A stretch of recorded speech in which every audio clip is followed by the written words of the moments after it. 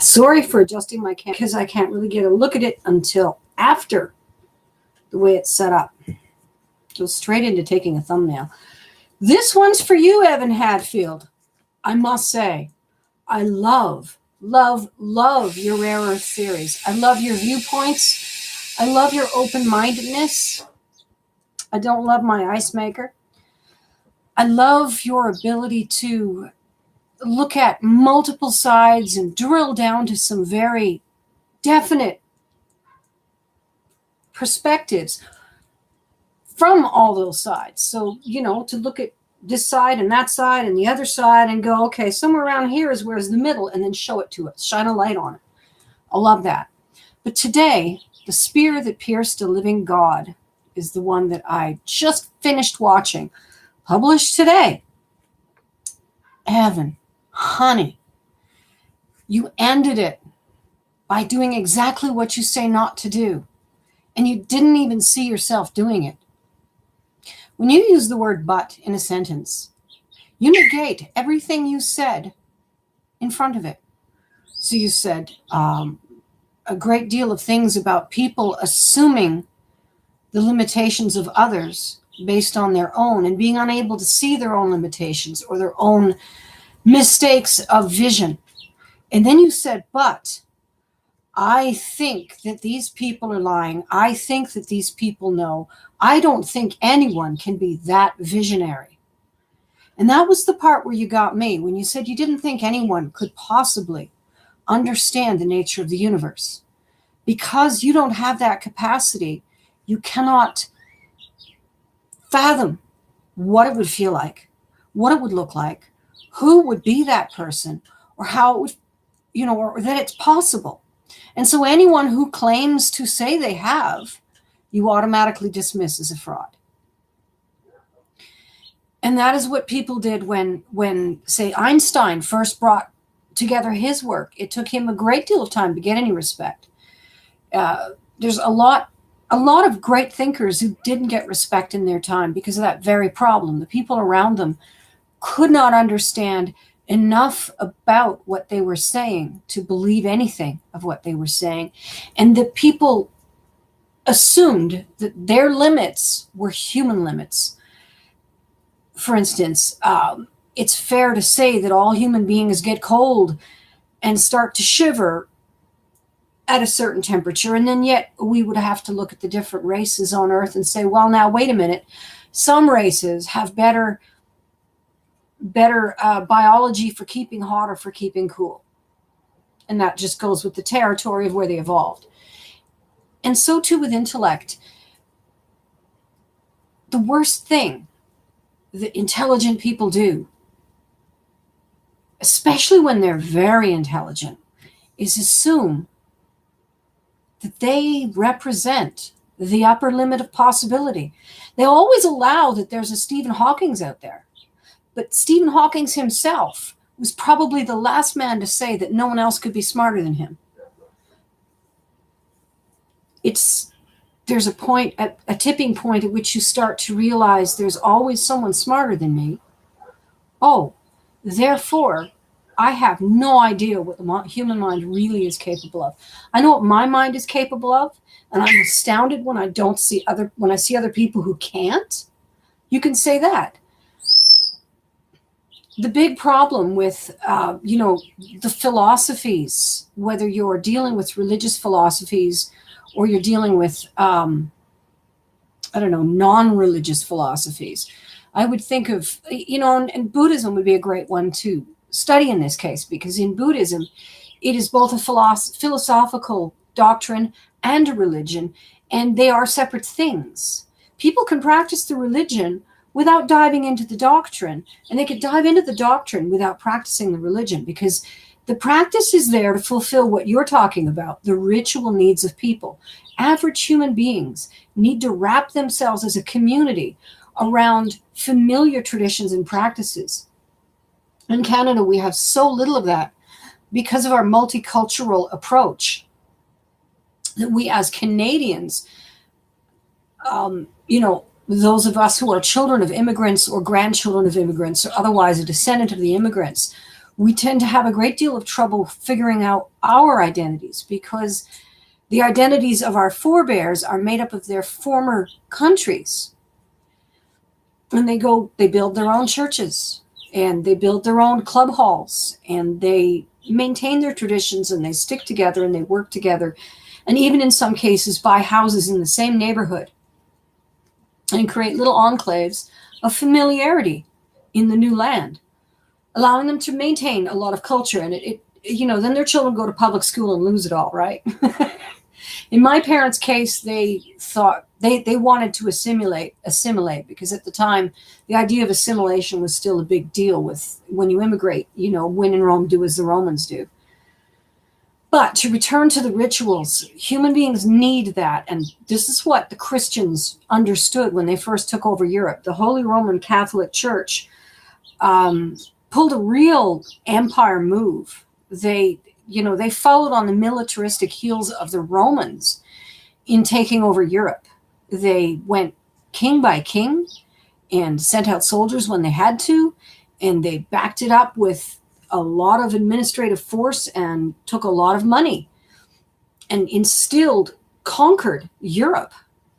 And they understood that the pagans who were celebrating rituals didn't care what the god was called. They only wanted to know that they were going to get to go and dance with that pretty girl, or that God was going to love them, or that they were going to have a good harvest or good fortune or lots of children. They were worried entirely about their own animal needs, as most human beings actually are. They used to call them the great unwashed masses. Well, we've given them literacy. We as a species have given ourselves literacy and daily showers. We are no longer ignorant nor unwashed, but we are still the great masses of animals that we've always been. And the smarter we get, the more I think the more we subsume the animal part of our nature, and the more we are amazed when we run up against folks who are still just ordinary human beings. Those ordinary human beings are the engines upon which the human race has driven itself to the stars. We can't do it.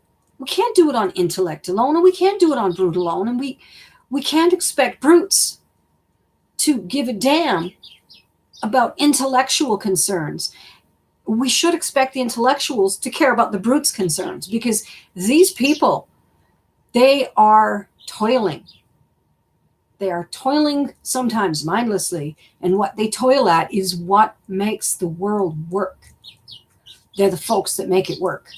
And they need the intellectual people, because the intellectual people figure out how to take it farther.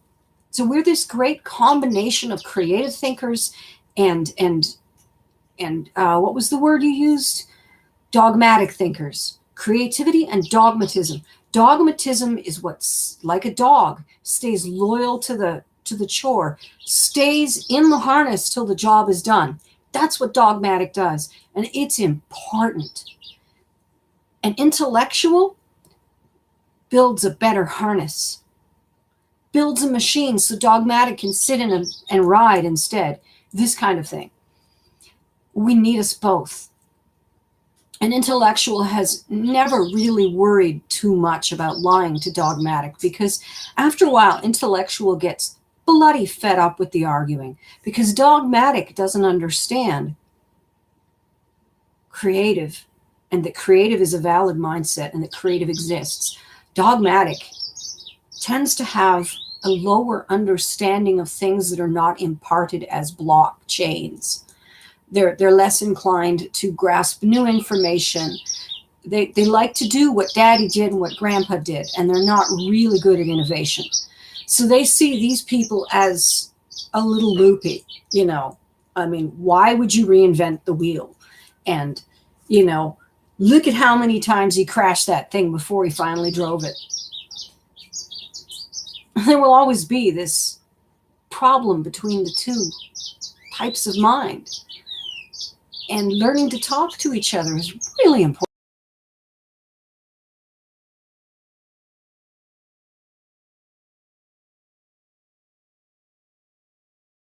Things are emotional, and the ego. Oh, human beings and their ego. let me tell you. So I think that you did indeed see church people who were there for the money. They are the ones who brought in the relics. The empire work makers, the men who were there for ambition. I mean, in those days, the church was the place where you got to wear silk and gold. Only a king could dress as well as the average parish priest or bishop. It didn't take long to go from a monk in your rough spawn to a bishop in silk and gold and cloth of gold. And that stuff's real nice on the skin. It's really, really pleasant to wear. Silk is a beautiful fabric. If you haven't worn all layers of silk ever in your life, I urge you to make an effort. It's amazing. And that's the thing. They were drinking the finest wines. Their water was always fresh. They weren't catching the diseases that everyone else caught. To be an important person in the church was an easier rise for your ambition than to try and do it through the landed gentry who did it entirely by DNA. That was the only place that a guy could go from the dirt of the street to silk robes, was in the church. And of course you had these ambitious men. Of course you had men willing to do anything to get there.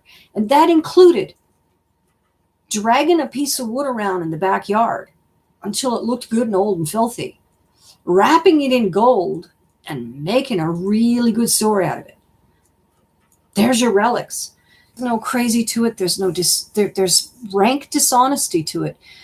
After that, and this continues where you're saying that after that, the society has to go along with it because it supports the paradigm that is so important to them. It has frequently been said that the most important thing to any given human being is to maintain their paradigm at all cost. If the earth, if the world around you does not fit with the paradigm that you have, you will actually try to affect the world to make it fit. Like if you have it in your head that families shout at each other, you will drive your family members to distraction to make them shout at you. And they, who perhaps were raised in a quiet family, will drive you to distraction trying to calm you down. As an example, on a very intimate scale of the paradigm, on a very large scale, the paradigm that God loves me, and after the end of all of this, in only a few scant years, I'm going to die. And remembering, of course, that 50 was a venerable age in those days, in the days when the church grew to expansion, and in ignorant places where people do not live well. 50 is an old age. So you're only looking at about 50 years. That's not really that hard to live through when you're going to walk through pearly gates. I mean, can you try to imagine what a pearly gate looks like? We've always drawn it with gold gates and white pillars, but in point of fact, they would be carved from mother of pearl and, like some of these icons. And they go to the church and they see what heaven must look like, and they like it. And so it's extremely important to them to feel like all of this striving and effort was getting them somewhere. Of course, the people handing down the laws and edicts, it serves a dual purpose. One, of helping to keep the population in line so that Dick and Bob over here don't beat each other up over a chicken, because they're going to go to hell. If one of them hurts the other one, if they steal, whatever, they'll go to hell. They're like, I don't want to go to hell.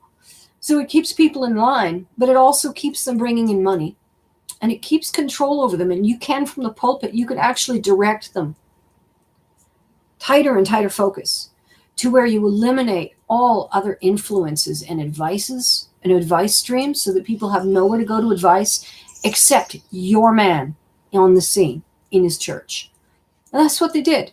And it was a very powerful way to control people. Now we have a television. We don't need religion anymore. And the television has morphed into the internet, and the internet is still delivering content the way the television did, along with more content, like your content, for example, funded by people like me. I love that. We are funding you so that you can talk to us about something that isn't top-level corporate interest. Because the corporations, they finance things for the sole purpose of affecting the public paradigm. They're affecting the paradigm. They're saying, oh, this here, men are like this and women are like that and children should this and you should be at each other's throats 24/7. And let me give you a million reasons why. Because, ultimately, upset people go shopping. The worse their state of mind, the more likely they are to go shopping. We all want them to go shopping. So thank you, Evan. Thank you so much. I love your show. But don't assume nobody's enlightened because you can't fathom it. There's so much more reading you haven't done. So much more sitting and thinking for you yet to do. So many things you haven't discovered yet about the world. Authors you haven't heard of. Places you've yet to go. Never say never. Humans are amazing. We really are. Look what we've done. This is amazing. I can remember as a child being promised video phones, trying to figure out how we'd maintain our privacy if a camera turned on every time the phone rang, or even if we just, answered the phone and we'd pick it up and hold it to our ears. There's nothing we can't do. We just don't know how yet.